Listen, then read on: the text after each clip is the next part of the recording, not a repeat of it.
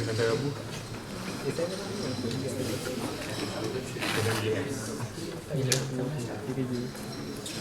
Susah lah. Aku sini sebab tak grade ni. Bila ambil nak kena bagi kombo. Kita ingat.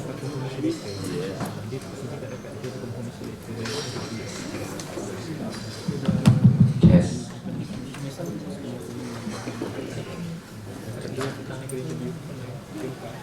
Oh, itu tak. Tolak dia.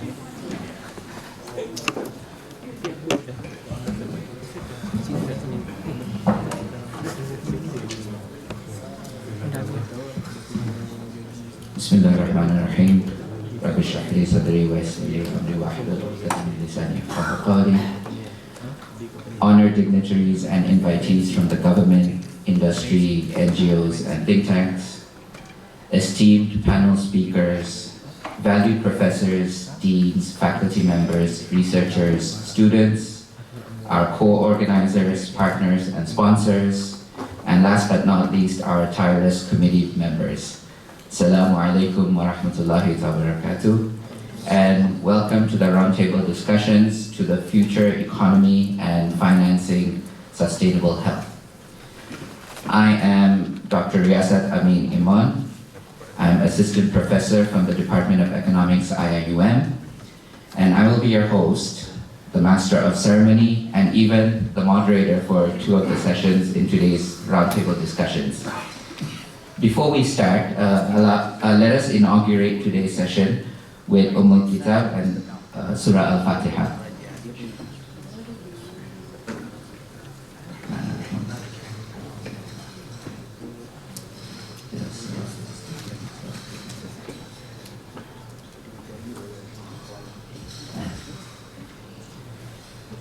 First of all, thank you all for being here. I think we started nicely on time.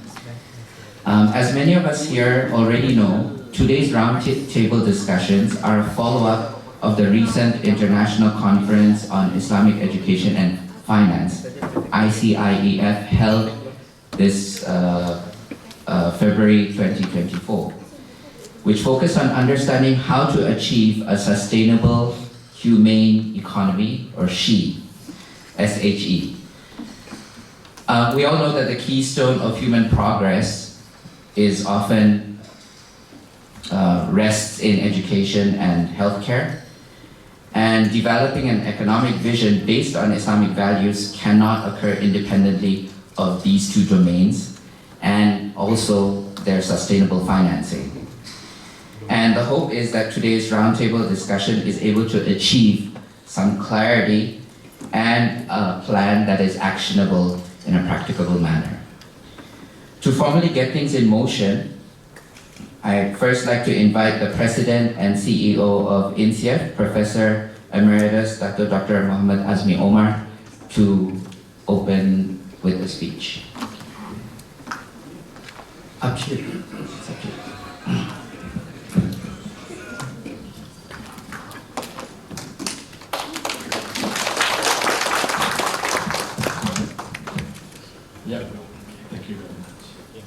Bismillahirrahmanirrahim. Assalamualaikum warahmatullahi wabarakatuh.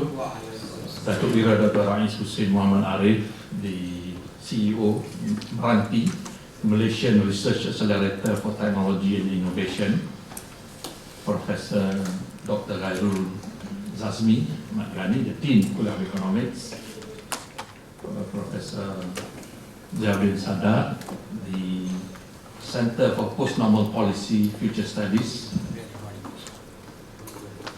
speakers and discussants for the second session after this. Ladies and gentlemen, again, let me welcome all of you to this one-day session. The first session is on the Roundtable on Future Economy, Implications for Islamic Economics and Finance Education. And the second one is on the discussion on the sustainable financing, sustainable public health. Two very important topics that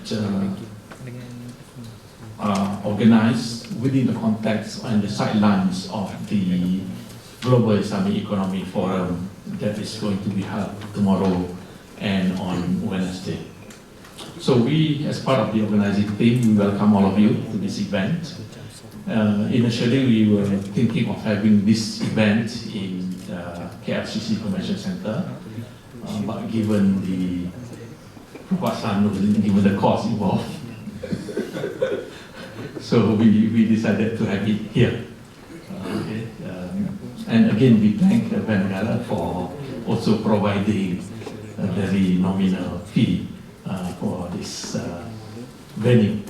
So I'm glad that to see familiar faces. We have also Dr. Amir Sultan Amir from Indonesia came to KS. So we have delegations from Malaysia as well as from Prof. The idea of having this is, again, as a follow-up. If you look at the objective is to look at the emerging trends and disruptive technologies, and who else can speak better than Dr. Rais, who is an expert on this, not only as as a person who does knowledge, who does research, but also is involved in the technology side. But we also want to explore the implications of emerging trends on the discipline of economics and finance in general, and Islamic economics and finance in particular. I mean, if you look at the development of Islamic economics and finance, we started on Islamic economics, but somehow people like me and many others, we hijack it and we put it Islamic finance as the focus, and mainly because of you have a bank and financial institution that can be seen as opposed to Islamic economy.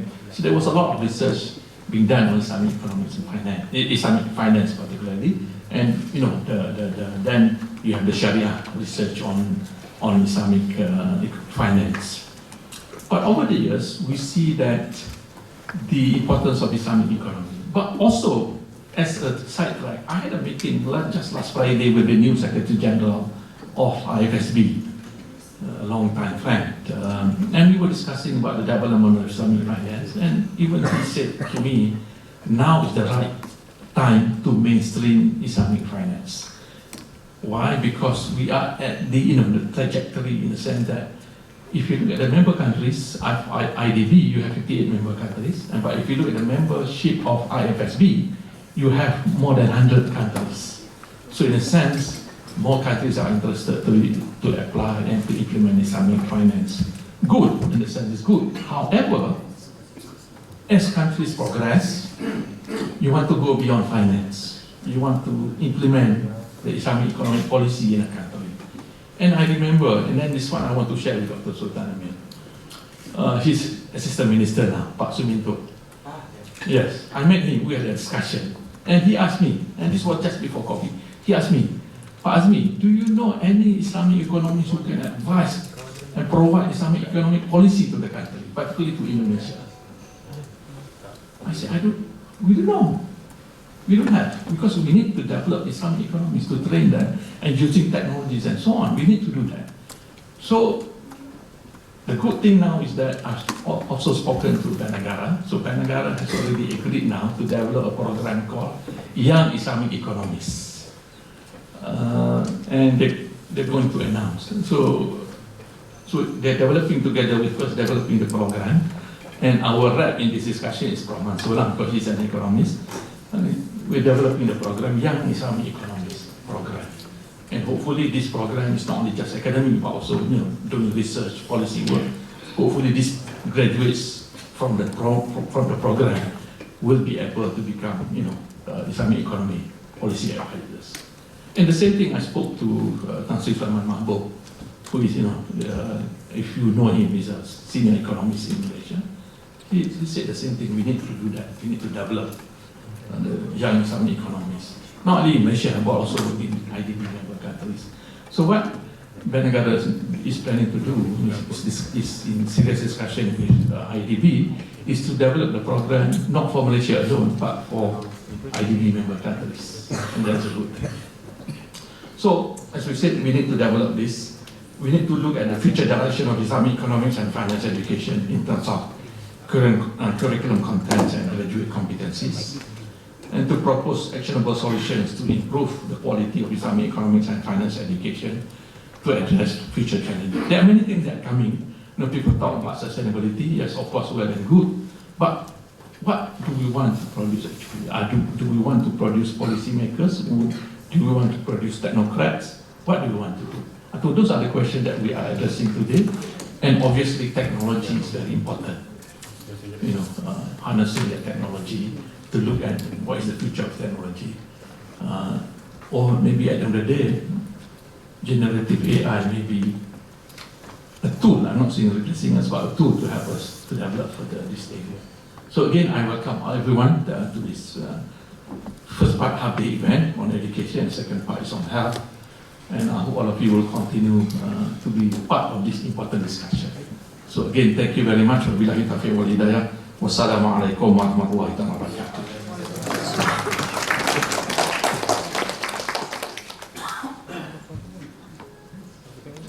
Thank you very much, Dr. Azmi Omar, for making my life a lot easier because you covered the context so well. I don't have to do a lot of the introducing now. So basically, as we proceed, we're going to the first session, which is related to the future economy and its nature. It's divided into two parts, okay? And the first part is identifying and understanding the trends and emerging issues. And I think Dr. Azmi alluded to some of those things already.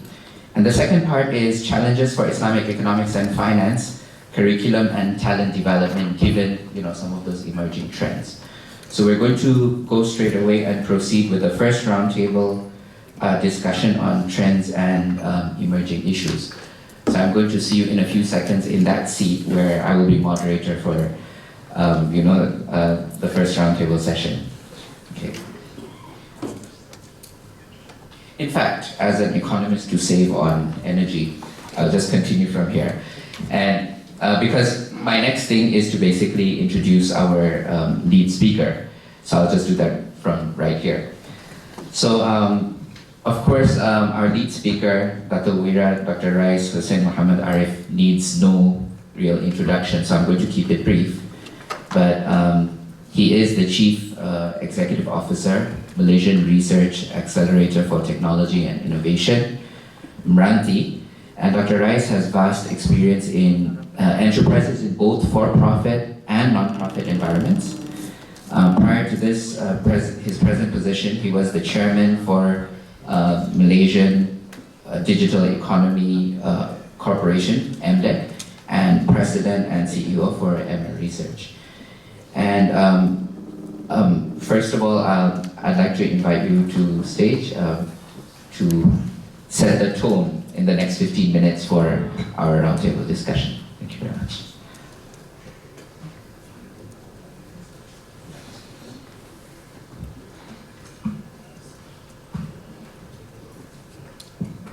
Assalamu alaikum warahmatullahi wabarakatuh, and a very good morning to all present here.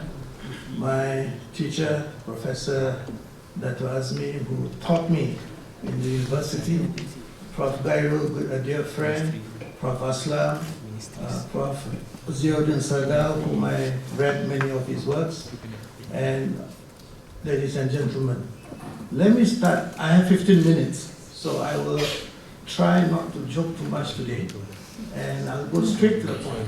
But first, let me start by some statistics which are very important for us to calibrate our thought process with what we are going to face. McKinsey have said that about 800 million jobs are going to be displaced by 2030 through automation. This is a figure that was before generative AI. So that is a very important caveat to remember. This was before generative AI. Islamic finance assets, it's about 3.6 trillion US dollars. I think we're still quoting US dollars for now. Hopefully one day we have some other currency. Ringgit Malaysia, 16.2 trillion in 2021, and will grow to, again, US dollars 4.9 trillion. Of that, it's about 22 trillion ringgit Malaysia. Of that, Malaysia has an approximate market share of 24%. That's a huge, huge Islamic finance assets, yeah? Malaysia share. This is IFSB and my former company that I was chairman, MDEC. IDC talk about global spending on digital transformation at $2.8 trillion by 2025.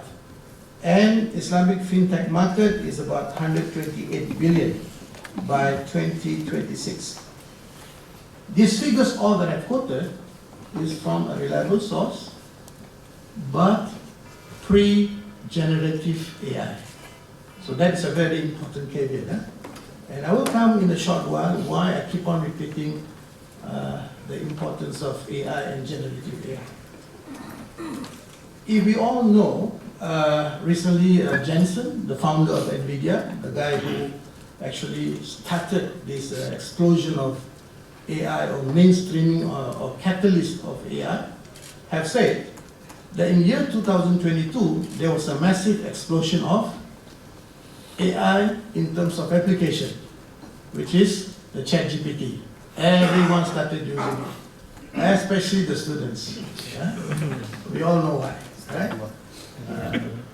Then in 2023, this generative AI that took place is becoming a proof of concept in various aspects of operations, management, healthcare, everything that you can imagine of it, right?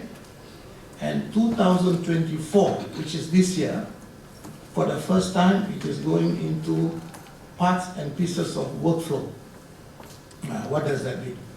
So once it starts being introduced in the workflow, it means that please be ready, that things are going to be totally and utterly different. I'll give you an example. Again, quoting Jensen, who's the founder of NVIDIA. I met him, and I also hear some of his lectures. Sometimes I don't know what the heck is he talking about.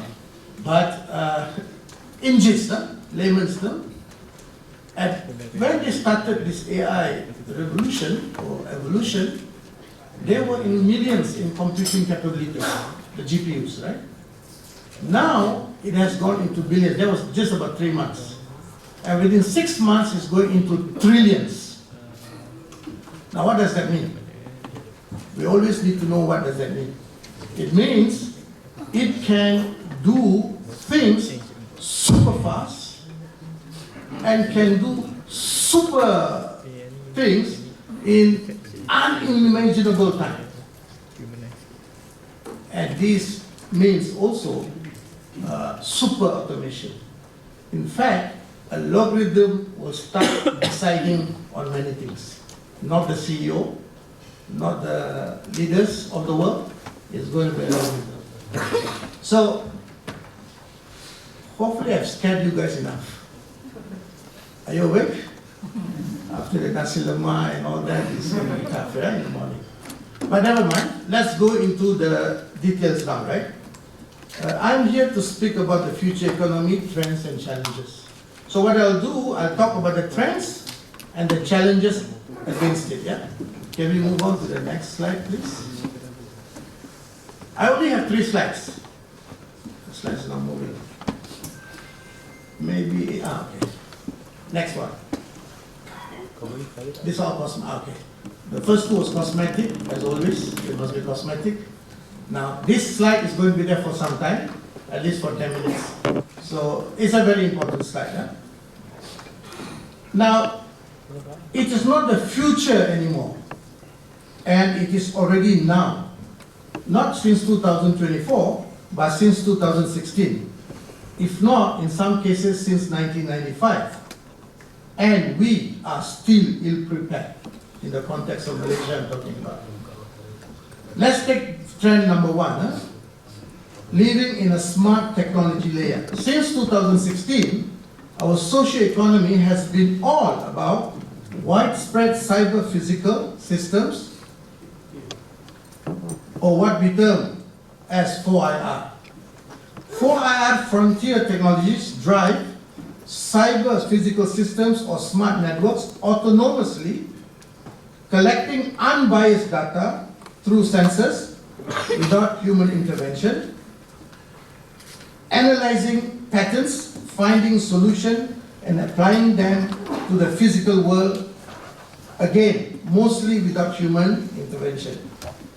Technologies such as IoT, artificial intelligence, distributed ledger technology or blockchain, cloud and quantum computing, mobile computing, and the various sensors surround and trace all the contours of the real world, forming something that we could visualize like a smart technology layer surrounding us. If you notice, if you just click once, you want to sell a house, or you want to buy a Liverpool merchandise, it's the best club in the world. We at least won one trophy. Maybe not the Premier League. Okay. Then there will be avalanche of data coming to your way on the same things that you have. That the layer is controlling you, the information is being. So the three important challenges here that we need to take. The technology layer is already there and is profound influence in our lives. Push and pull factor, yeah? The technology layer does not interact with us solely on a request basis. It is not you request. You probably serve once, but the rest of the time it is put to you. 24 times 7 times 365, the technology layer is aware of and reactive to our behavior. So behavioral pattern forming. Yeah? The technology layer belongs to individual tech giants, the aggregators. I repeat this again. Many people think it is free, and therefore, whenever it is free, that means you are the product. Right? The technology layer belongs to individual tech giants, aggregators, who thrive on collecting and monetizing information about each individual. Therefore, we need to build our own sovereign technology layer for Malaysia to ensure that the smart technology layer power is geared towards our nation's benefit. I'll give you one more horrifying statistics. Most of us do sales or purchases online, correct? Who have not heard about Lazada? Can you please raise your hand? I'm sure everybody will know. What about Shopee? Can you raise your hand? Of course, everybody. My wife gets a Shopee parcel every week, at least 3 times. Alibaba? Okay. More than 82% retail trade online is on the foreign platform today. So what does that mean? Our outflow of currency is massive. What I'm trying to say is that some people will say that, well, fine, these are also selling Malaysian product. Malaysian product, for instance, nail clipper, probably is trading at 50 cents on these 3 platforms. But there'll be another product which only doesn't have nail clipper, nail polisher, and all the nail things, and it'll be 2 ringgit 20 cents. How can you even compete? So we need to be very mindful that if we do not have a sovereign plan, and that's exactly what will happen. And I used to tell my colleagues that we are gearing towards a Kunta Kinte system. You know what's Kunta Kinte? Have you seen the movie Roots? That's the slavery, yeah? So we will be digital slaves. And this is not impossible. Anything else? Okay. The second trend, ask from the technology layer and you shall receive. Living in the technology layer changes the mentality and behavior of consumers to ask. And you shall receive kind of behavior. This is fair across generations, including the elderly. But it's especially pronounced among the youth. For example, if you want to get from point A to point B, we take out our smartphone and call an e-hailing service. If we have a craving, we call the e-hailing service again and order a meal.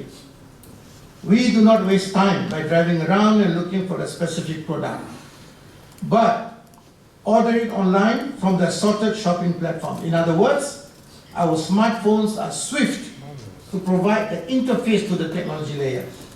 Ask from the technology layer and you shall receive. It's increasingly becoming an expectation across the generation, but particularly so for the younger ones. That is the trend.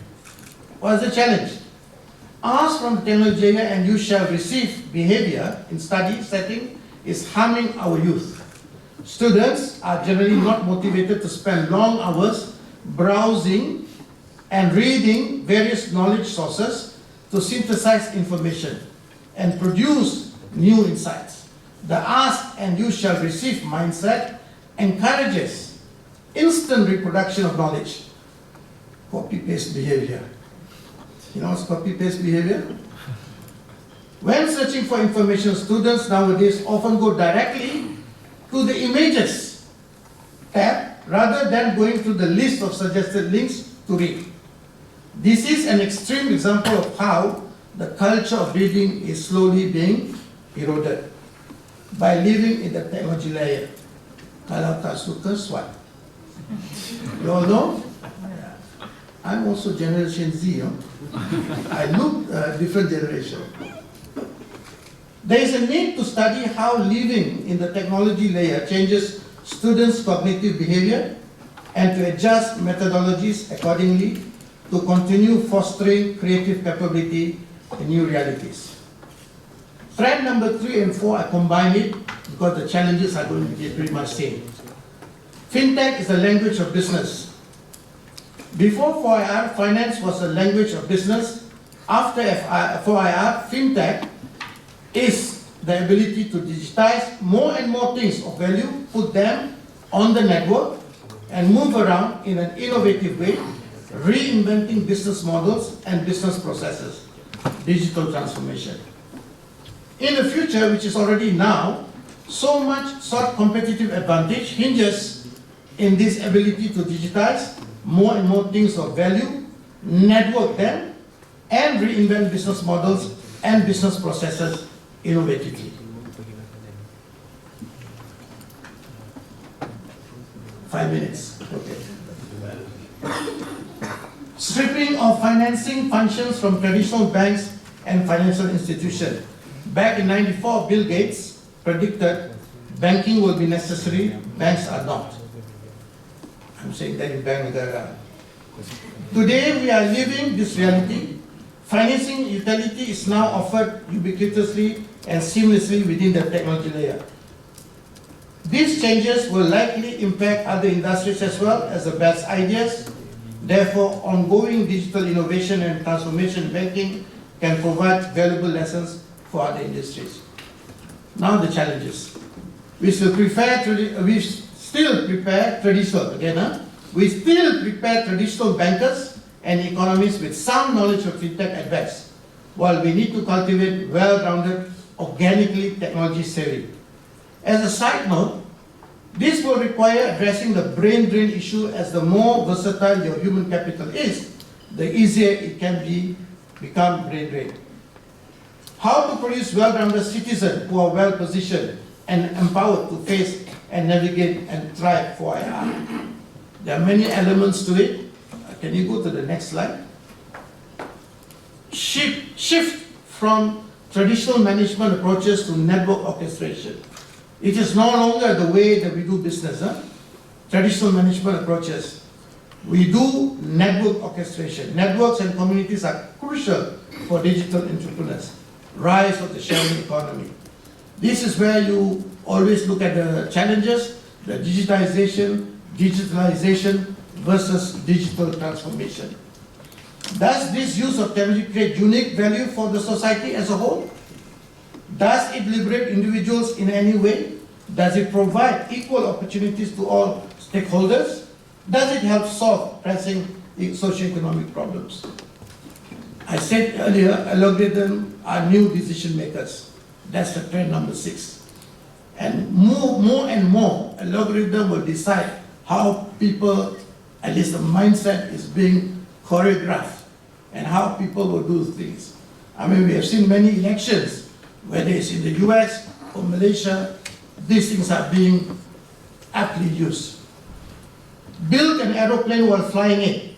Iterative processes are everywhere.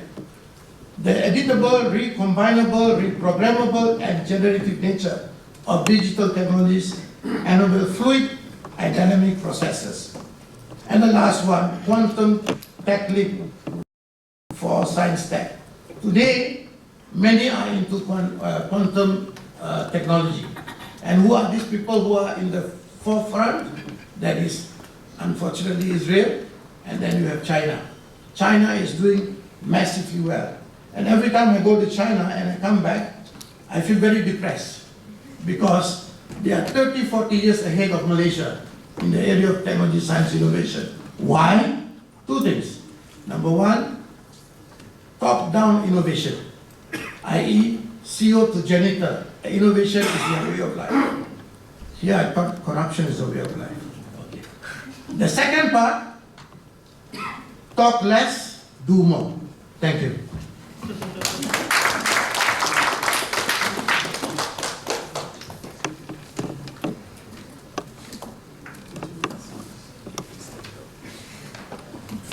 Thank you very much, Dr. Rais, for that very enlightening, or setting the tone for the roundtable. I think what we'll do next is, while keeping his points in mind, for example, the tech hegemony and the loss of our individual autonomy because of herd mentality and all of that.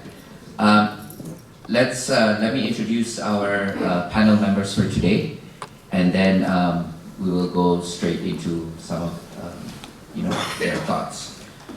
So our next speaker, or the first panel member I'd like to introduce, is Professor Emeritus Dr. Mohammad Azmi Omar, who already gave our opening speech, and he is the President and CEO of INCEIF University. Prior to joining INCEIF, Dr. Azmi was the Director General of Islamic Research and Training Institute IRTI at Islamic Development Bank Group in Jeddah. At the IIUM, he was involved in various capacities, including the Deputy Rector, Academic and Research, Dean of Institute of Islamic Banking and Finance, IIBF, and Dean of Kuliyyah of Economics and Management Sciences. Our next speaker is also a very prolific intellectual. He goes by the name of Prof. Ziauddin Sardar, who is the Director at the Center of Post-Normal Policy and Futures Studies and Technology Assessment. Prof. Ziauddin is an award-winning writer, cultural critic, and public intellectual who specializes in Muslim thought, the future of Islam, futurology, and science and cultural relations. He's the author of more than 50 books. The Prospect magazine has named him as one of Britain's top 100 public intellectuals. In fact, the Independent newspaper calls him Britain's own Muslim polymath. Right, and then the third panel member is our own Dean for the Kuliyyah of Economics and Management Sciences, Dr. Ghairuzazmi Gani. And Prof.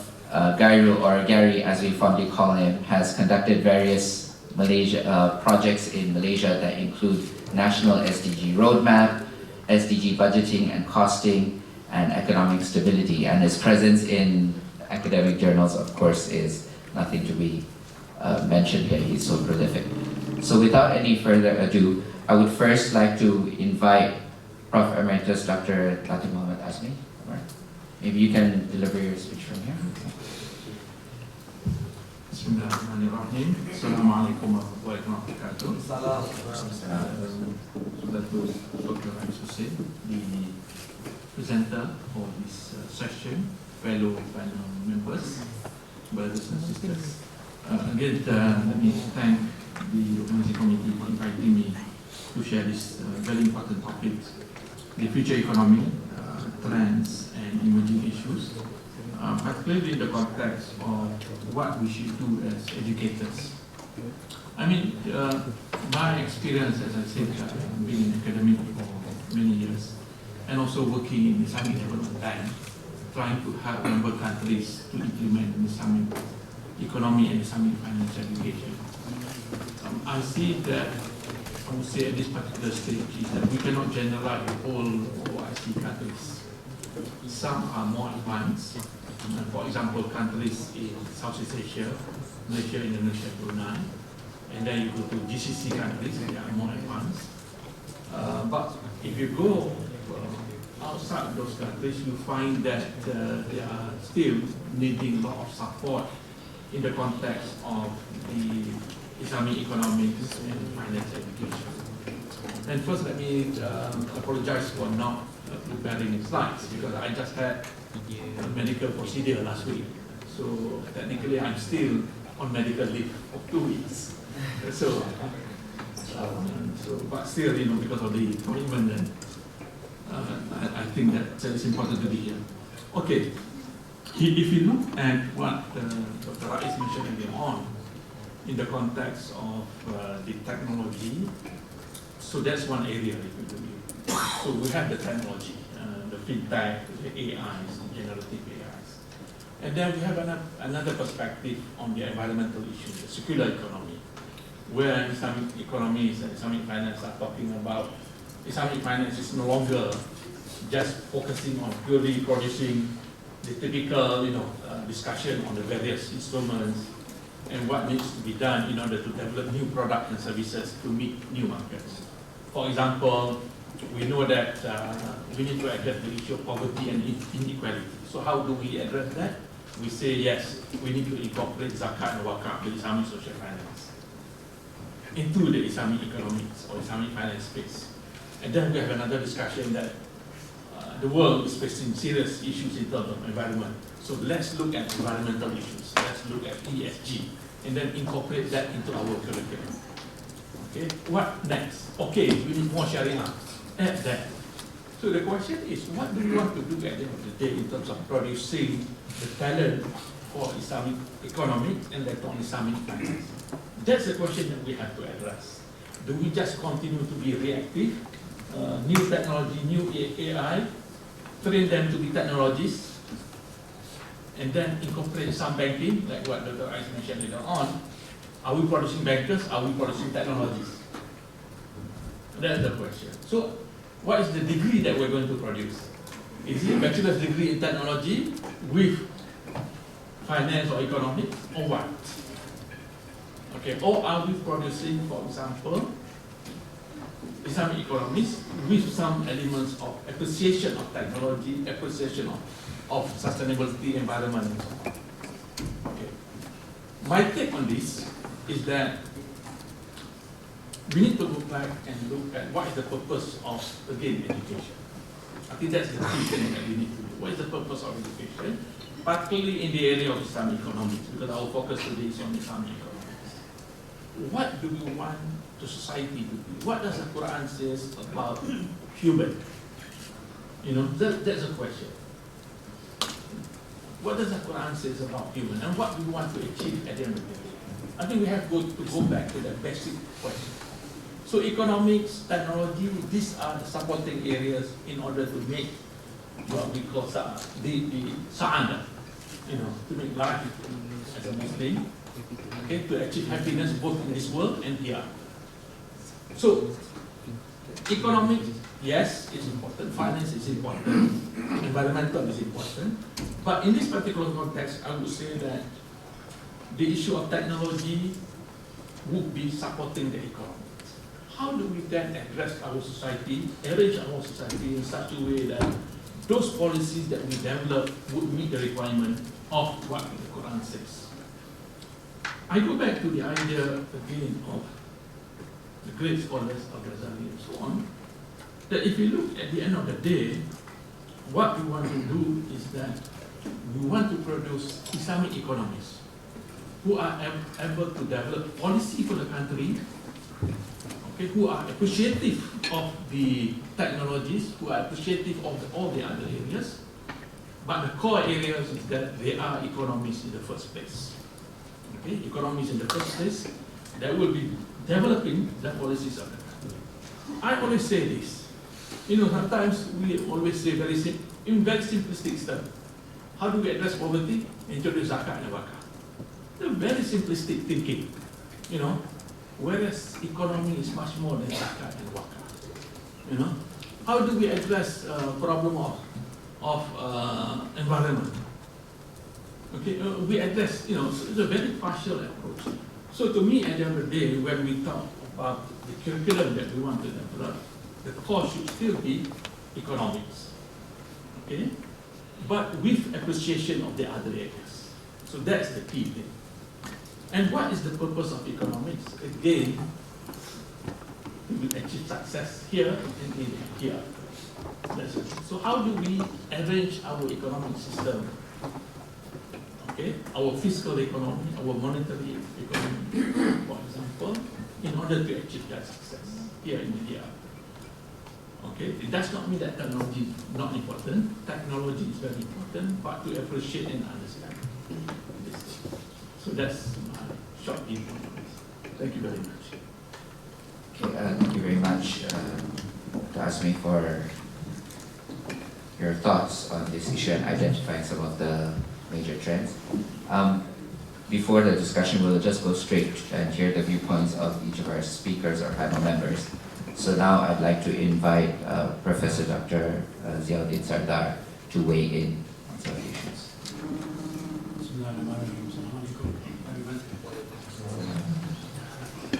Colleagues, I think we are in a very, very serious situation.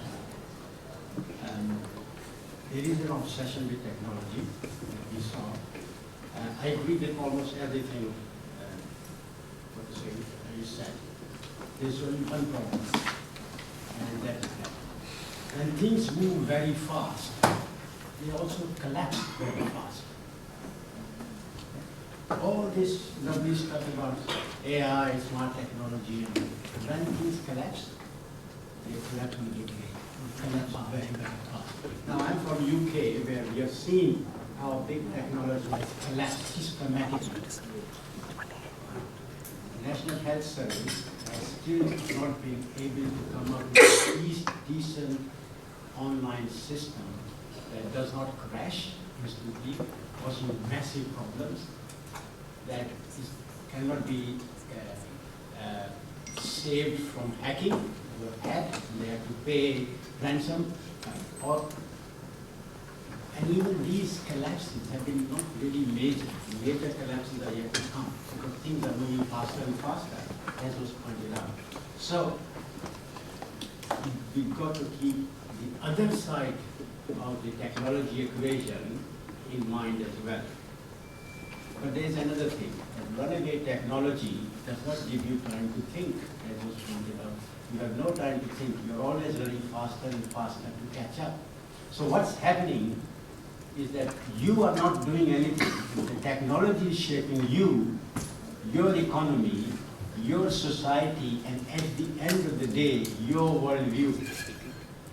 So the noble goal stated in this thing, which says here that actually Islamic worldview and Sharia principles are natural, and the ethical considerations in the Sharia, etc., can offer potential solutions to contemporary economic challenges while promoting social justice, equity, and sustainability. Not possible. This is just a pipe dream, absolute pipe dream. We've had similar dreams for the last 50 years. It may be that Bill Gates in 1994 said banking will be necessary, but banks won't exist. In 1985, in my book, Some Future Shape of Ideas to Come, I actually said banks are an institution that cannot allow equality and social justice to exist in society because they are based on the premise that only through inequality they can gain prominence and really profit. And the professor, dear professor, has quoted that paper, the only paper I have ever written, I'm not an economist, the only paper I have ever written on Islamic economics, and I said, that is 1985. And this enterprise is not going to work. And now 50 years later, we know that in fact, as Mujahid Siddiqui, one of the founders of Islamic economics, said, we've used the Sharia to rediscover capitalism. Exactly the same thing is going to happen unless we step back and think in a much broader picture. Right? You ask the question, what does the Quran say about human? Actually, we have never thought about it. But what we do know is what it means to be human is going to be transformed in the next 10, 15, 20 years by genetic engineering. We may even move towards eugenics, as it's already happening in certain countries. So the whole definition of what it means to be human is up for grabs in a sense. And we know what's going on in Gaza. Certain humans have more value than certain other humans. It's been made very clear to us globally in the last three months that certain humans have far more value than certain other human beings. And technology and bioengineering is about to transform that. So we really have to step back and look at the bigger picture. You know, what is education all about? Is it about producing a decent citizen, a moral human being, a future-oriented person who is very innovative? What education is all about? But what we do know is this: the current paradigm is collapsing. There's nothing we can do within this paradigm that will actually promote any Islamic value whatsoever, whether it's based on Sharia or in Maqasid Sharia or whatever. We cannot do anything within this paradigm that will actually promote equality and social justice the way the Quran asks us to do, the way we see in the examples of the Prophet. In a sense, the Sharia is a very linear system. It was designed for a different world. The world is now complex. And if we are going to use any aspect of the Sharia, we need to rethink the Sharia in a complex way as well. As you pointed out, it's waqf and zakat. Well, there's more to it, more to the world than just waqf and zakat. So we may have to rethink the Sharia as it exists. Is, in my opinion, dangerously obsolete. And the more we obsess about it, the more historical baggage we carry, right, the less effective we are in doing anything positive. So we have to rethink the Sharia in a complex way, not for 9th, 10th, 11th, 12th century world, but for a 21st, 22nd, 23rd century world, right? So what we have is a collapsing paradigm. We don't have a new paradigm that will take its place. And that new paradigm requires a vision. A number of people have said, where are we going? And we don't have that vision. What does a socially just, equitable society look like? It certainly doesn't look like 8th, 9th century Arabia, in the 21st century. We do not have a vision of that. And so we are trapped between the two, and now in a transitional period, we have to do something. We have to teach our students at the same time so they can produce some sort of new vision, new paradigm, while we are trying to struggle in a failing and collapsing paradigm. And that's a very, very major challenge. And I think that's the essential thing. How do we connect the two? How do we get out of a failing, collapsing paradigm? How we create a new paradigm that is going to be vastly different from anything that we have known? And how do we transit from one to the other to another? The in-between period. How do we connect the two? That's the real challenge. Right? And I think that challenge requires us to step back and not just think of economy, not just think of technology, but ask very fundamental and bigger questions: what it means to be human. Are banks necessary? What does equality look like in the 21st century? And we have to ask much more fundamental questions, which we have failed to, in my opinion, so far. So, thank you very much. Thank you very much. Certainly time-wise, we're doing really well. But the weight of each of the ideas and abstract thoughts that's coming in, I think that's going to be quite challenging in this discussion. Anyway, we're going to move forward with Prof. Ghairuzazmi and some of his thoughts as well. Assalamualaikum warahmatullahi wabarakatuh. I guess I'm the only one who have a slide. Okay, but before that, in the Senate of IIUM, that there was one Kuliyyah who bring papers. It's always rejected.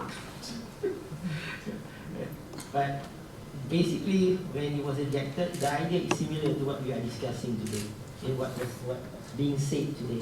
And when we are talking about AI, rather than just follow whatever that is being done, okay, the Senate is asking, how do we create our own AI? How do we create our own algorithms?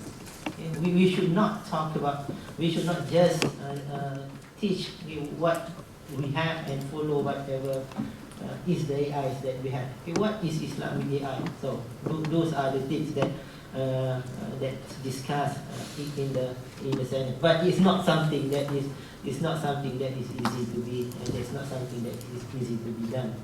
Okay, so that's why they have to keep bringing papers. They show you this is what is different. This is what is new. This is what is Islamic. This is what is IIUM. Okay, so anyway,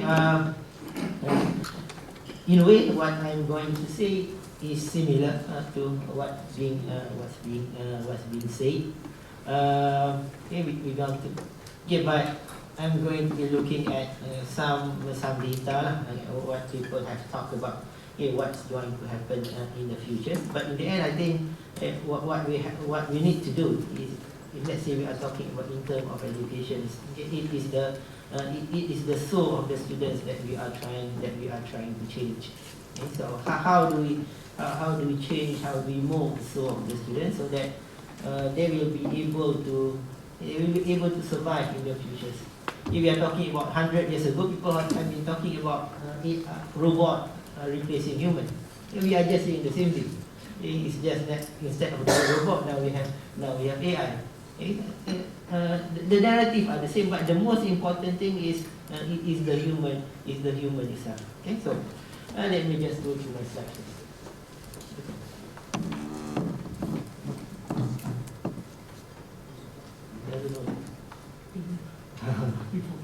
Compared to any other. That one or?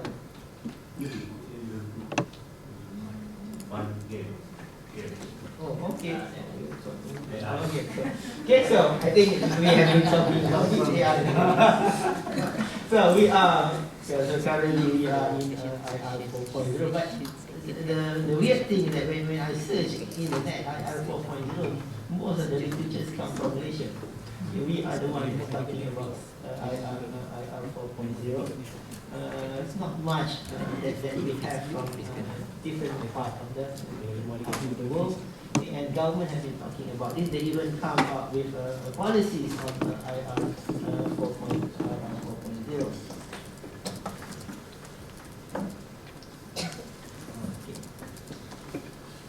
If we are looking at a very, very long term, so we have this what you call a 100-year cycle. Okay? And people are saying that we are in the 600-year cycle. So in the 600-year cycle, we are talking about all these different things. Okay, so currently, I don't think there is an agreement. What really is the technologies that we are looking at, and we are talking about this 600-year cycle. Okay, so we start from the 1780s, steam engines. In a way, we are talking about steam engine. We already have robot, okay, but it's a very, very primitive robot, and it's just that the robot become more brilliant. So how do we compete with that? How do we compete with the robot? When the robot become more brilliant, the robot become much faster than if we compare with the 1800s. Okay, so will we be able to be much faster than the robot? If we are not able to be much faster than the robot, then what should we do so that we will be better than the robot? Okay, so you have this cycle in the 6. You're talking about AI, talking about biotech, talking all these different things. But if you go back to all the change, if you watch movies, okay? Yesterday I just watched movies, AI movies. If you watch the movies, in a way, you should be able to have some pictures. What do you think? What's going to happen in the future? There's a lot of different things. Okay, when I when I was a student, we are asked to read utopian literatures. Okay, so what is going to happen, what's going to happen in the future. So that's where we have to imagine what is going to be the system, how people are going to interact with each other. Okay? So this is something that is old.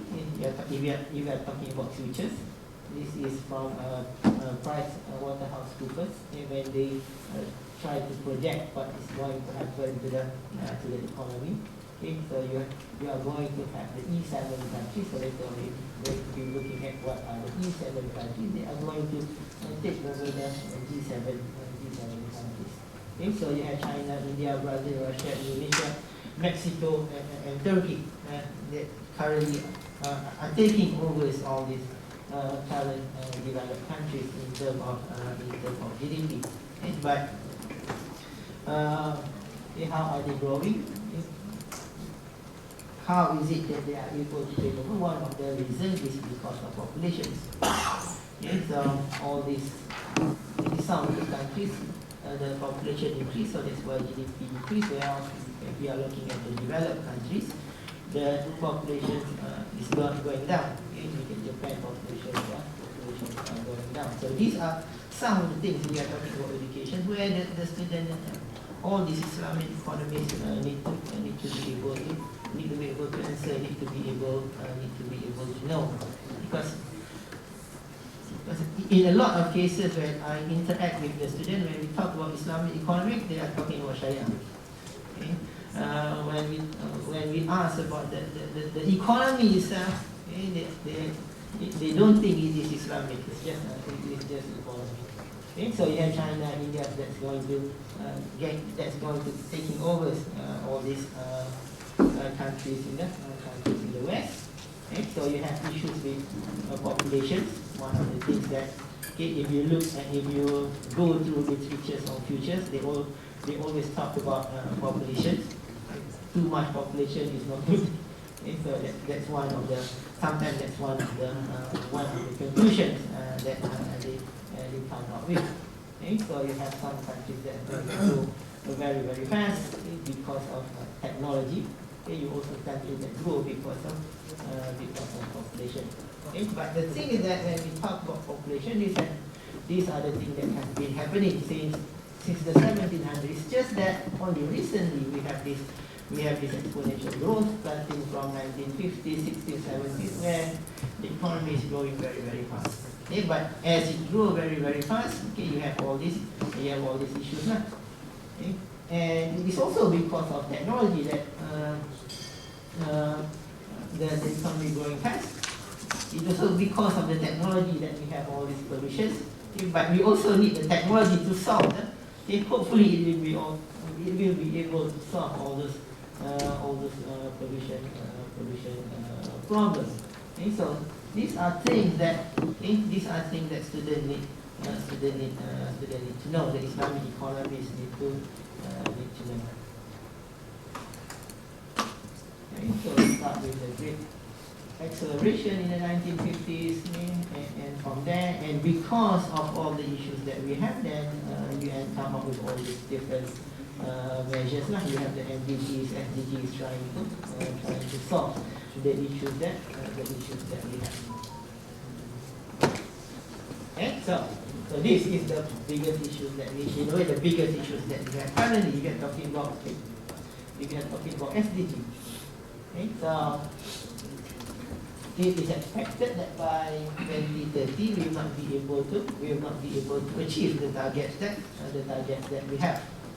Okay? And in order to achieve the targets that we have, they are talking about financing. They are talking about how can market solve the issues that we have. Okay? How can the market solve the issues that we have?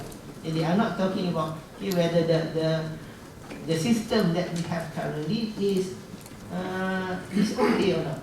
Okay? Whether we need to change the system. Okay? When we are talking about carbon, how do we use carbon? Talk about carbon pricing. Okay? Should we have carbon pricing, or should we just stop producing carbon? Okay? If you are talking about sugar, should we just say we cannot drink sugary drinks, or you want to, or it's better for you to have sugar? So those issues, we are looking from market perspective. Okay? So we try to solve it using the market tools that we have currently. So is there, maybe we need to have a totally different system. You are talking about what is Islamic economic system? I'm not sure what is Islamic economic system.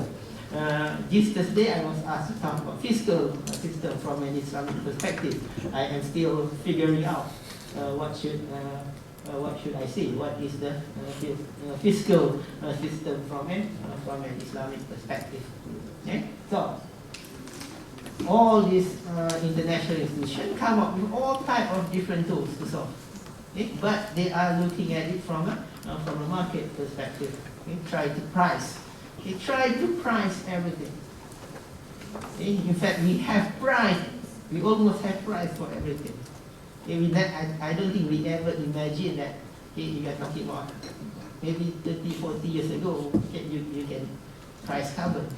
And later on, you can price some other things. Maybe that's the things that we have to look at. So these are some of the tools that this is my work with the Ministry of Finance.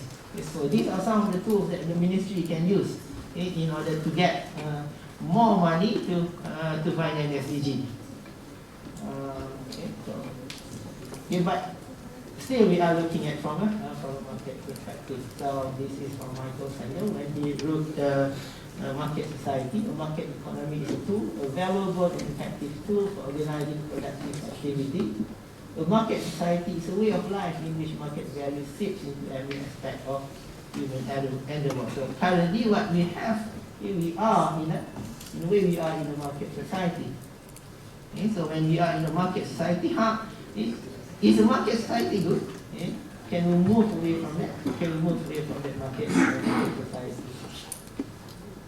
Okay, so the same thing lah. So when we have market society, so you have people home, and you have homeless people in a city. Okay? There are a lot of home, okay, but you cannot live in that. You cannot live in that home. If you look at literature from Japan, they are talking of society 5.0 instead of IR 4.0. Yeah? So how do we use all this IT, all the technologies that we have, so that it will create a society that is transform society, a society that is better than society that we have today. Okay? So, and they come out all these different groups. Okay? So as a conclusion, this is from the rector of IIUM, okay, when he talked about the current economic systems that we have. Economic system, the market economic system that is hierarchical, rigid. Keep talking about yourself. Okay? Trying to compete with each other. Okay? We have to shift to an eco-friendly economy, where it is networked, flexible, where everything's interrelated, rather than we are at the top. We have to be working with each other.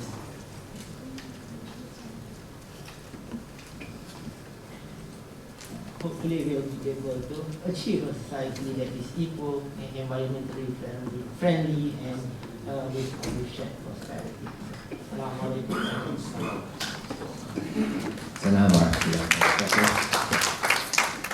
Thank you very much, esteemed panel members, for sharing some of your thoughts and ideas and highlighting some of the trends. I think what we'll do first is maybe I'll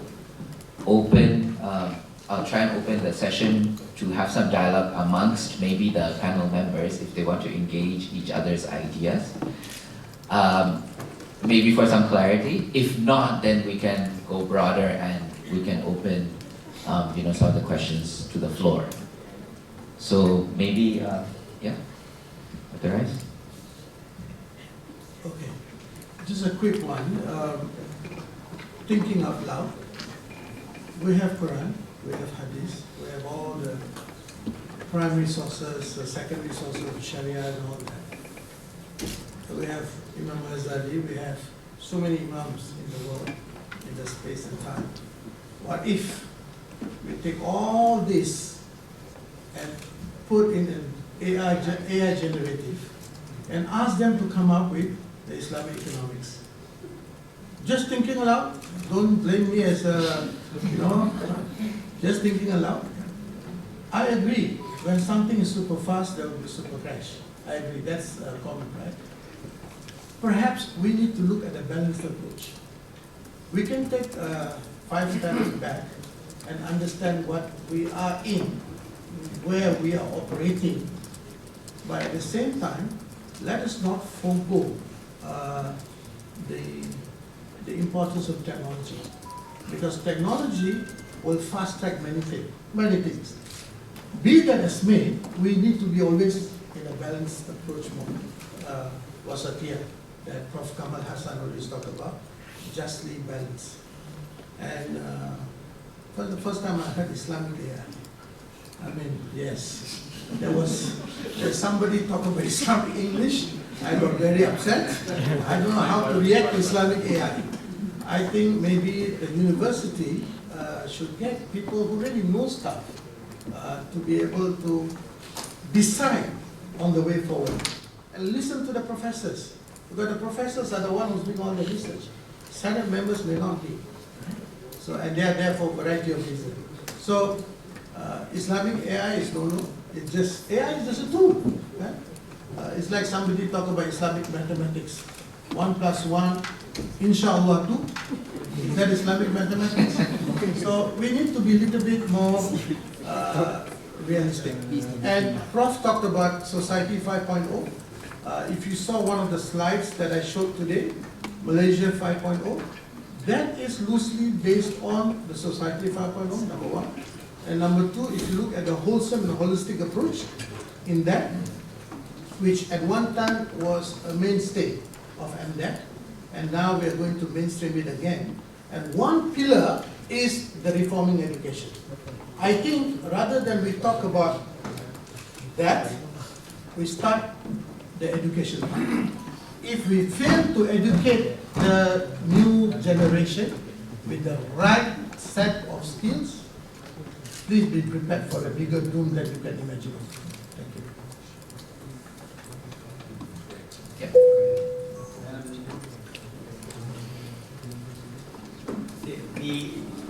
This is a very old kind of mode of thought. We have created problems with technology, therefore we're going to need more technology to solve the problems that we have, and then the new technology creates more problems, therefore we need more technology. So we are kind of in this technological loop, in a sense. Somehow we need to get out of that. And that has to be a very conscious decision. That's what I was saying. We're trapped in this runaway technology. We need to step back and think. Now, the problem that at the same time, during this transition period, we need all the skills that you're asking for. Absolutely. But at the same time, we don't want these skills to perpetuate the system. The system is being perpetuated, and we are perpetuating the system ourselves by career. I mean, we had the Islamization of knowledge debate for 50 years, which didn't take us anywhere. And when I first came here, I went to the University of Malaya, and they were teaching anthropology. I said, why are you teaching anthropology? So that's a very viable discipline. But the function of anthropology was to manage and control you in the first place.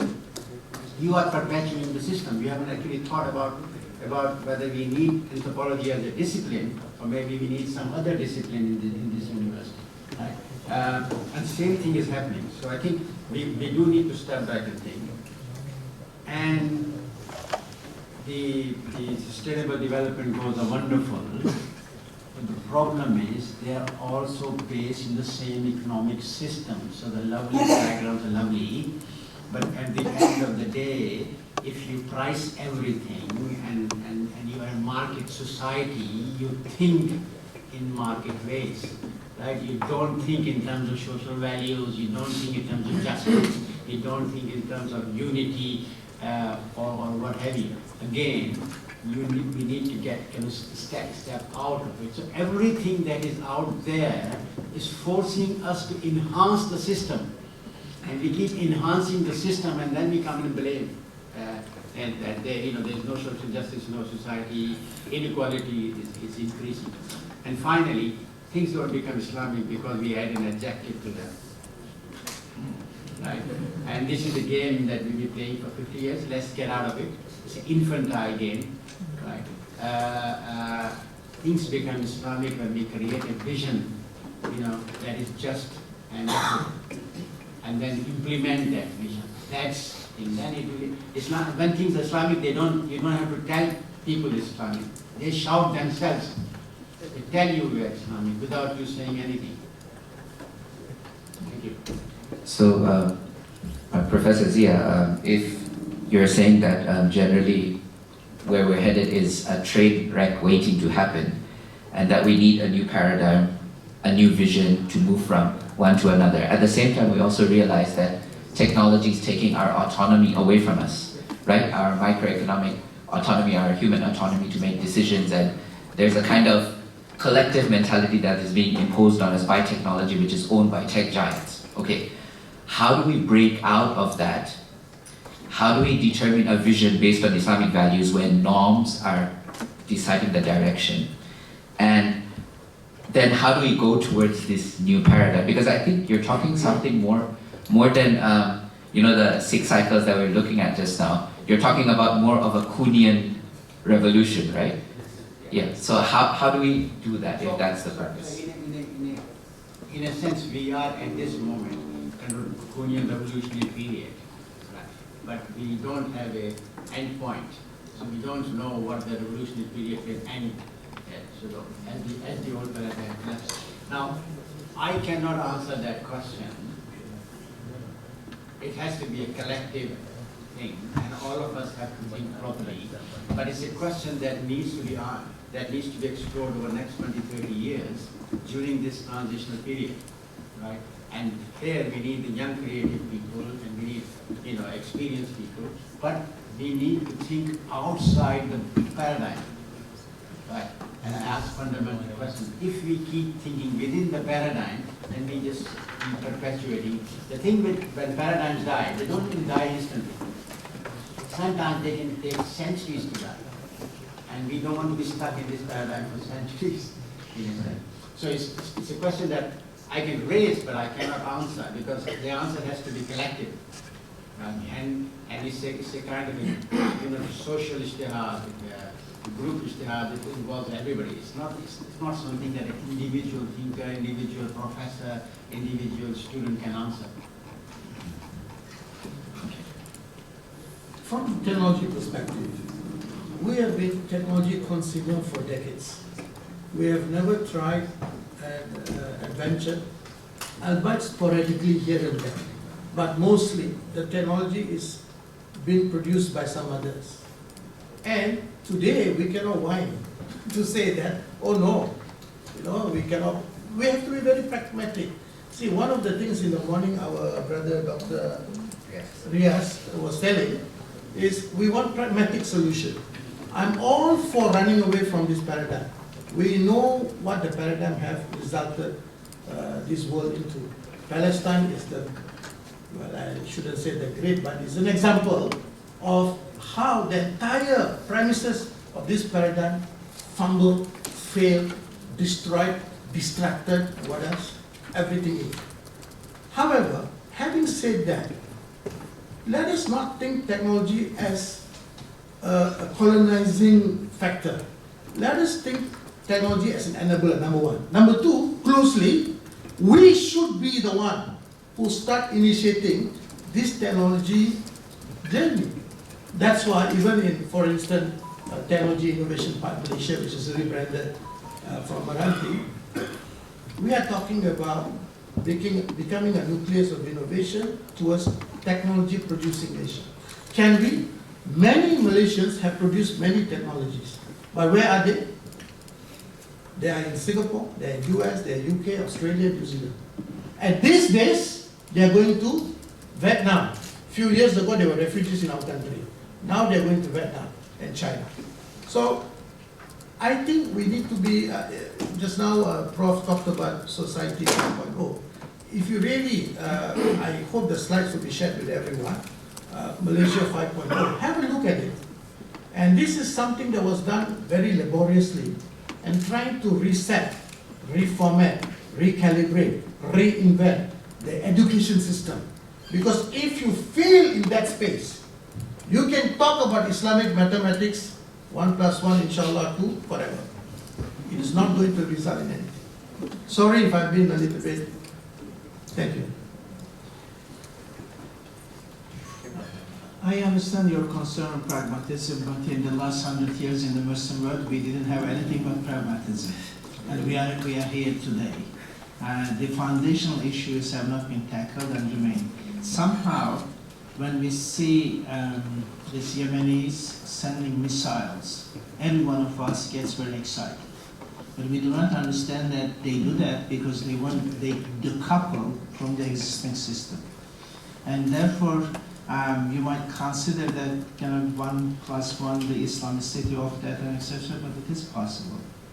This linear thinking that has been imposed on us that we have to be part of the existing global system, which does not necessarily represent the majority of the population in the world. It's just, I think it's a very old-fashioned, and we have to move on. I mean, you are talking about sustainability today. With sustainability, you are saying that, I was thinking of giving that example, but let me give it now. So you are saying that you have 100 ringgit and you have 2 returns. One gives you 5, the other gives you 4. But 5 has riba and it creates an environmental problem, 4 doesn't.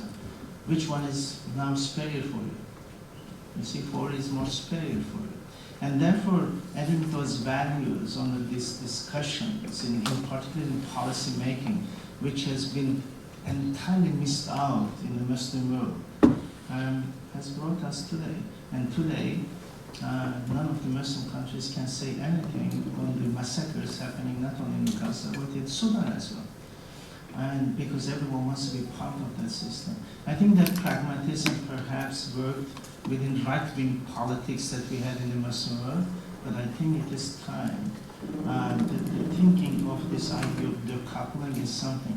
Somehow when we do our prayers, our fasting, our Hajj, or hijab, we are happy to decouple from the global system, but when it comes to money issues, economy, etc., no, we want to be part of it. It's a very Calvinistic attitude, I feel. And therefore, I think we should not be afraid of different exercises. I think it is time. It is time that the world, not only Muslim world, but the entire world should find out a way to decouple. Politically, as South Africa has currently demonstrated to us that they decoupled, or some of the other countries. And economically, it is time as well that we have to look into the options that is available.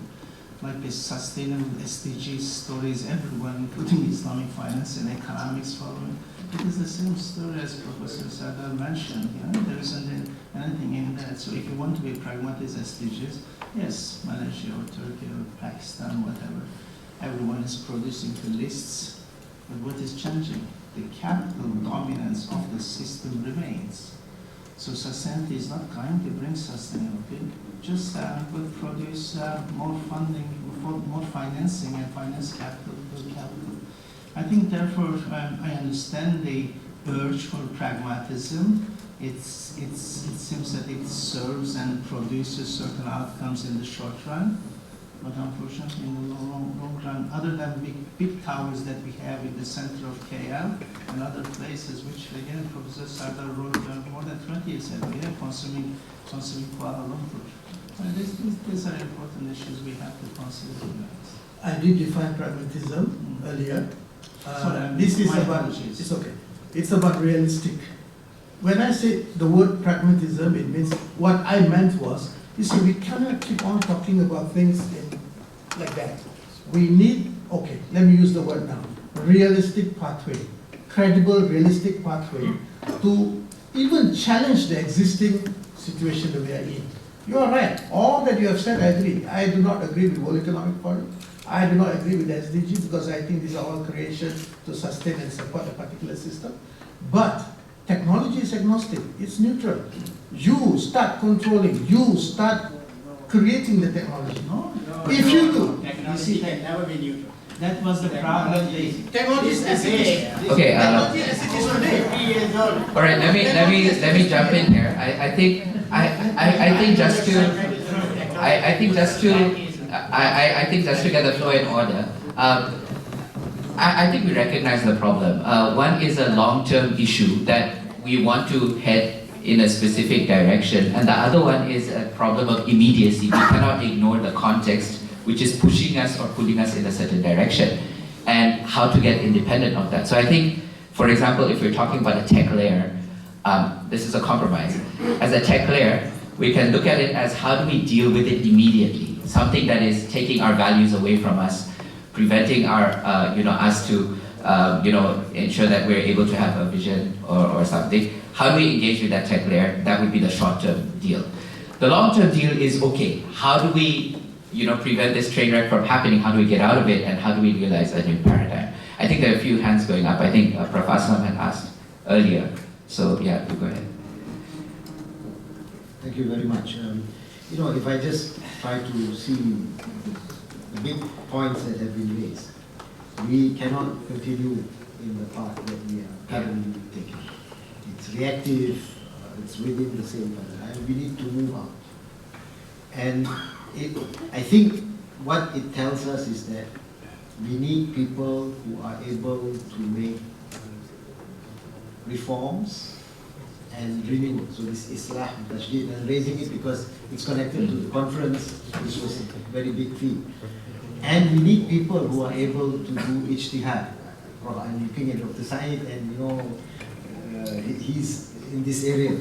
But I think everybody in this room, whether you are in the area that Dr. Said is coming from, which is the fiqh and usul fiqh area, but every one of us, whether we are in economics or finance, we must be able to do that ijtihad.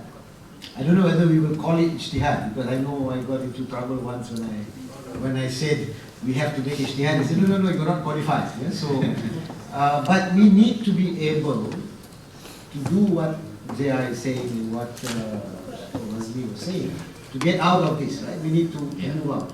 Maybe just the last point, when it comes to market, I'm not very sure whether or not I agree with what Zia said, that we can't, because I think the market is who's in the market. So if I'm somebody that looks at the market, and Jeff and me, we did a work on social market economy, the values in the social market economy are very different than the market that maybe we are thinking of, and it's all individual, me only, right? But that's how it was presented also just now. So there is a social market that has different values. So I would say our approach to economics is, I do something that benefits me, but it must also benefit other people. But sorry, what is the essence of that social market? So I do something which benefits me, but it also must benefit society. I think that has to be the market as a system and a market as a class. These are two different things. The system, we're talking about system. But that's a problematic. We're talking about market as a system. I think also, Prof. Tarikola, you wanted to say something. Sorry. Yeah. Thank you for your presentation and discussion. I want to raise one question for my own education purposes. I want to learn to Dr. Arif. You didn't mention green technology. Sorry? You didn't mention green technology. Is there policy in Malaysia when we talk about green technology? And let me tell you, honestly speaking, the most important challenge to your economy comes from the green technology. Like, for example, the Chinese EVs are already appeared in the market.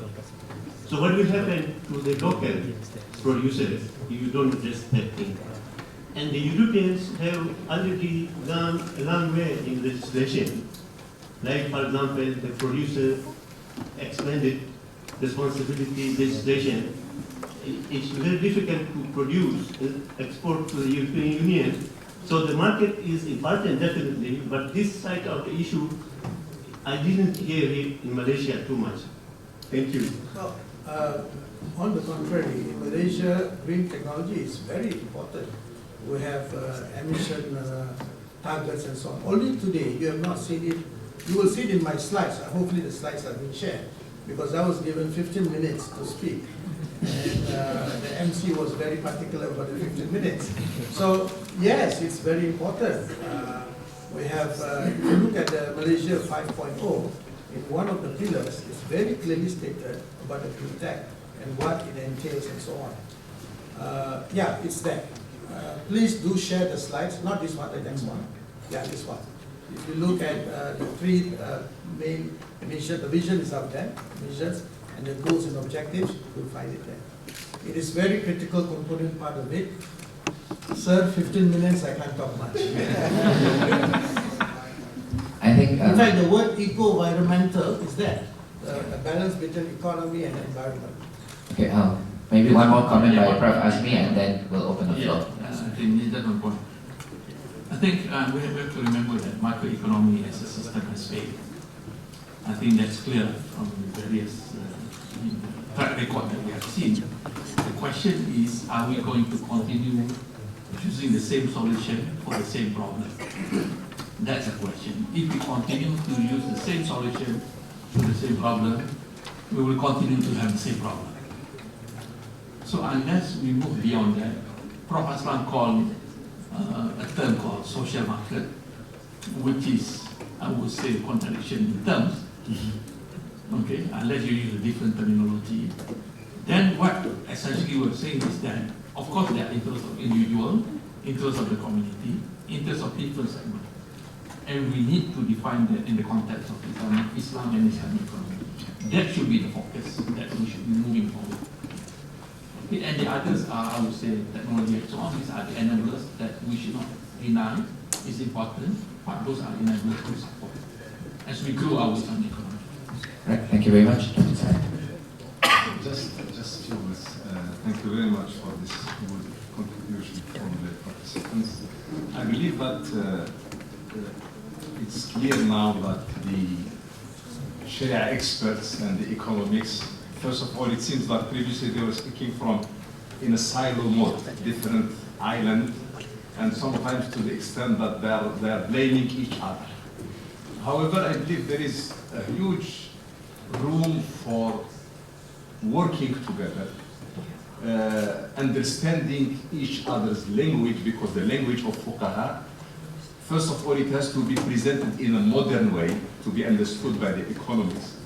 And the economics, they should also understand, because to be frank with you, many economics, they think that they understand the fundamentals of Sharia value, but their readings is superficial. And they need to dig deep to understand the core of maqasid. Shafi'i, when he came with his book of Risala in terms of putting the fundamentals, it is like a software. He has put a software of software. But Al-Juwayni, in the 5th century, he came to this maqasid that combines economics, values, and Ghazali came after to present it in a very advanced way. I believe that, we start speaking about maqasid, but there was the issue of this is theoretical, this is nothing to do with economics. But now when the Western world, the modern world, they came to discuss the sustainability, and the article, the report of OECD 2019, redefining the growth, but has to include well-being, quality, and we came to speak about maqasid. This is unfortunate. We have all the treasure of maqasid, but we did not, we felt ashamed to speak loudly about maqasid until the West, they came to something general. And when we came to speak about maqasid, aligning maqasid with the ESG, this is against even the core fundamentals of Sharia. You cannot align something which is higher, which is overarching, align it under maqasid and the ESG and sustainability. Those are the things that needs to be reviewed. There are huge potential, and I agree not to be driven by the existing market. And yes, I may not accept Islamic technology, but we should discuss the technology that is based on values. We should not let the technology decide how we think, how we value things, and how we approach the situation. I believe, just to end this one, I believe that it's good to plan, to strategize how the economists sit with the Sharia scholars to go together with the same language, with the same core values. Thank you very much. I think this is very a pertinent point, that much discussion and dialogue needs to happen and needs to go much deeper. I think we'll open to the floor, maybe 2 questions. I apologize, but we'll be going a little into your snack time, but there are plenty of snack time, so yeah. Scott, maybe. Thank you very much. I just want to throw out an idea that might help us rethink about some of the clashes we're running into.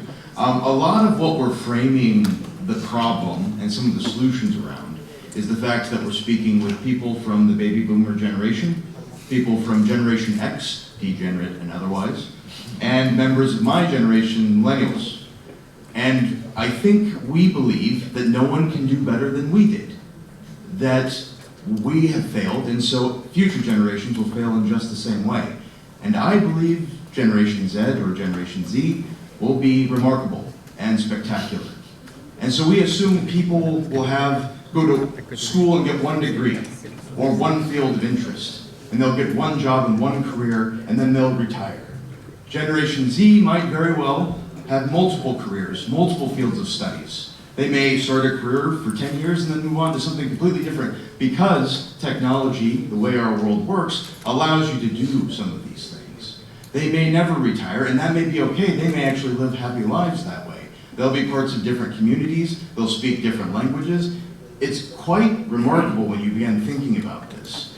And so when we're talking about some of the economic constraints, and I think what we should be focusing on is some of the biases that exist. So not only technology, but everything is biased. The architecture of this room is biased. Ladies, tell me how much technology is made for men, and you guys have to struggle with that. As a left-handed person, everything in the world is made for right-handed people, for crying out loud. There's always going to be a bias. Now, with that, we don't rebel against bias, or we don't think, well, since everyone else's bias is in there, we better add our bias doubly. No, you learn from the mistakes of certain biases. We build upon the problems that have been faced, and then we move forward in a collective, transcendental fashion. So I just leave us with that. Thank you. All right, okay, thank you very much, Scott. So, yeah, anyone else? Okay, so maybe introduce yourself. Very short question. Yeah, go ahead. Assalamu alaikum. My name is Mohammad. I'm a PhD student, economics. My question is for Prof. Azmi. In integrating technology to Islamic economics curriculum, because I tend to see it, if we are talking about AI, we are talking about gig economy and blockchain and cryptocurrencies. I tend to see it in a way that in most scenarios, there is asymmetric information. One party having more information than the other. So how do you think we can incorporate all these technologies to Islamic economics at the same time maintaining the core values and the idea of Islamic economics? Thank you. Yeah. No, I will just go one by one, I think. Thank you very much for the question. I mean, I go back to the basic idea that when we produce graduates in economics, Islamic economics, I think we need to define or describe what is an Islamic economy, the core competence that we want. To me, the other areas, the peripheral areas, like, for example, sustainability, technology, are supporting areas that we need students to understand, okay, but not to master. For example, I mean, some of my friends talk about Islamic economics, finance. We need to incorporate sustainability. So are we producing sustainability or are we producing Islamic economics? At the end of the day, we do not want to dilute. If you want to produce sustainability expert, let them be sustainability, a proper program with core competencies, technical skills and so on. Similarly, if you talk to many bankers, they do not want to have first degree in Islamic finance. because to them, it's better to have a master's. Strong finance, technical education is very important. The masters will get them to appreciate Islamic finance. Okay, so at the end of the day, when we talk about Islamic economics program at undergraduate level, then we need to have, to train them in terms of Islamic economic policy making, all those issues. There must be strong competence with statistics and so on, strong. But appreciating the other areas, the technology, the AI, the blockchain, and so on. I think to me that should be the approach. If I were, I would do that way, okay, rather than producing half-baked graduates. Okay, thank you. Right, okay, thank you very much. Dr. Azmi, maybe we'll just have one last question from the floor, if there are any, or it seems people are missing the snacks. So what we'll do is, there's one more? Oh, Rosie, sorry. This is just a point of the middle. You raised the question of what if we took all the knowledge, historical knowledge and contemporary knowledge of Islam and give it to an AI or perhaps. We actually did that experiment and came up with a scenario. The AI becomes total and utter dictator, and he or it thinks that it is the only knowledgeable expert in the world and denounces every other Mufti and Islamic scholar. The scenario is actually printed in the Muslim societies in postmodern. Muslim societies in postmodern time. We did a mental experiment. So that's basically an answer to your question. Well, just one last, I hate to advertise for myself, but there is an exhibition going on that I'm involved in, the Post-Normal Times Madani exhibition. There's some of the questions that have come here are also raised there, and illustrated the question of Arabic engineering, post-truth, AI, etc., and I invite everybody to come and visit it. It's at Berjaya Times Square. Thank you very much. Right, okay, thank you very much, Prof. Zia. So I think with that, we can bring this session to a close. The second iteration of the future economy will happen shortly after a short tea break. Just to avoid chaos, can everyone please remain seated? I'd like, do we have any of the committee members to usher our VIPs? Yeah, there should be somebody on standby here. I was told to help,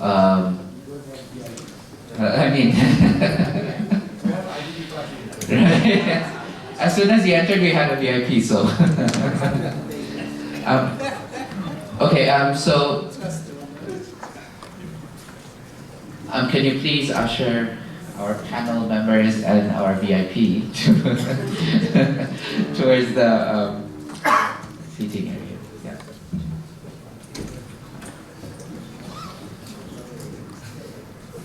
Rasam, all good?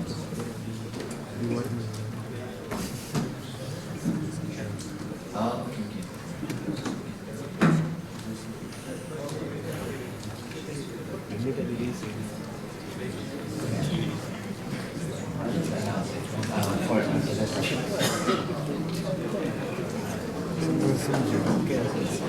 All right.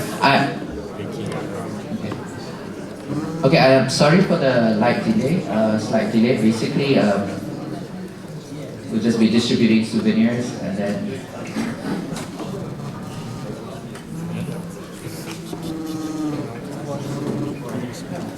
This is one souvenir.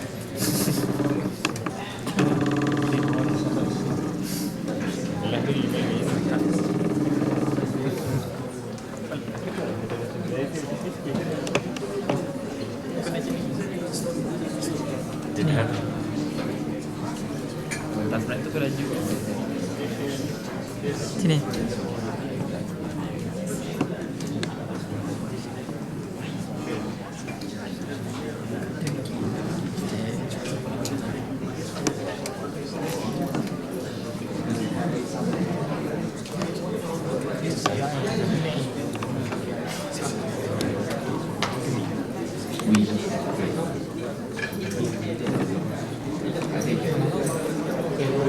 Okay, just a short notice.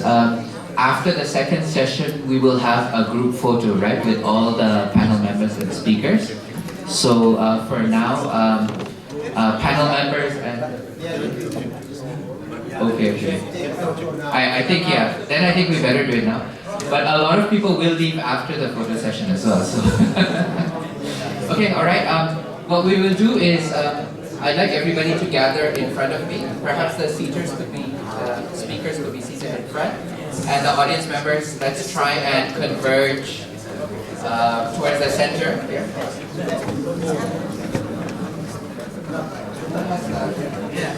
Everyone, the audience members, maybe come towards the center so we can get a wide shot of everyone here.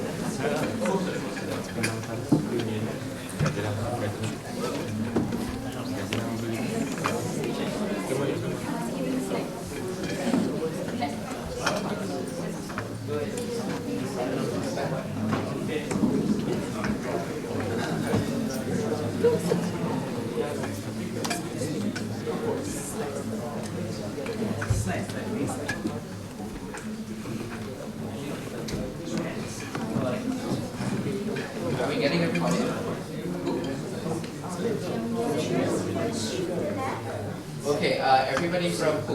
Which color? Black? Blue, is it? So Amri, Bushra, you guys can somehow squeeze it. Maybe go in front of, yeah, just come in front, I think. Yeah.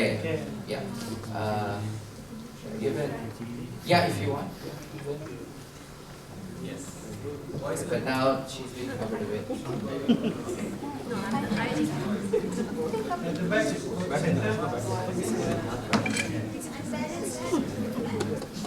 Oh, we need more people on the website.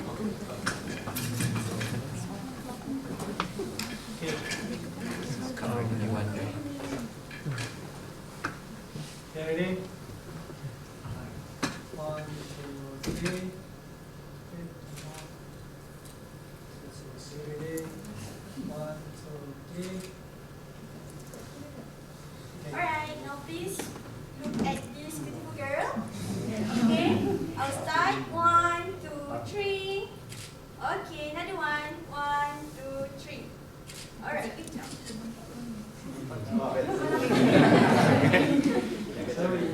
Okay, another one. 1, 2, 3. Alright, another one. 1, 2, 3. Alright.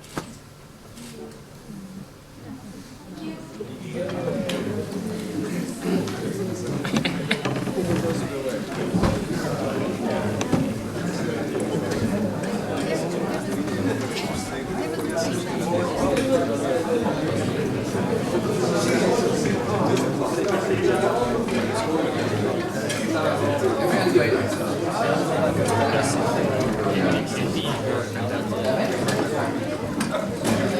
Alright, the second session, the next session will start at 11:05. Okay? And I promise you there'll be more breaks in between, so please come back on time. 11:05.